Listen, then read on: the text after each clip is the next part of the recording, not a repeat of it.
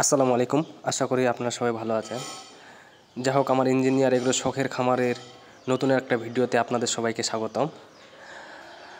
আজকে মূলত গরুর খামারের ভিডিও আপনাদের দেখাবো না, আজকে দেখাবো হচ্ছে আমাদের কলা চাষের ভিডিও।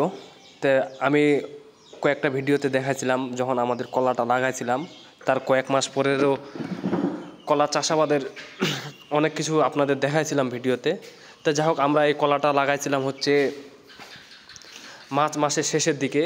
এক কথা হচ্ছে আলু তুলে এই কলা লাগাইছিলাম আমরা। এই জমিতে আমাদের হচ্ছে আলুর জমি ছিল, আলু তোলার পর হচ্ছে আমরা কলা লাগাইছি। এটা হচ্ছে মূলত চিনি চাম্পা কলা।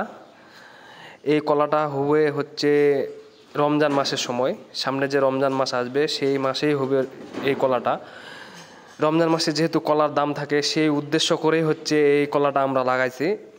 আমাদের এখানে প্রায় ৭০ শতক জমি আছে। ৭০ শতক জমিতে আমরা প্রায় ৬০০-র মতো কলার গাছ লাগাইছি।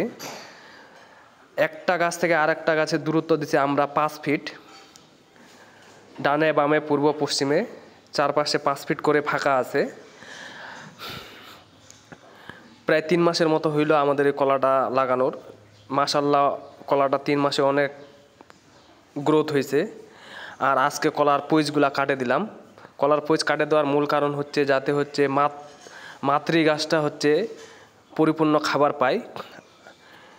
গত কয়েকদিন আগে আমরা হচ্ছে কলাটা ভালোভাবে ঘাস কামাই দিছি, তারপরে হচ্ছে যা জৈব সার লাগে, কীটনাশক সার লাগে সব কিছু দিয়ে দিছি, দিয়ে পানি দিয়ে দিছি।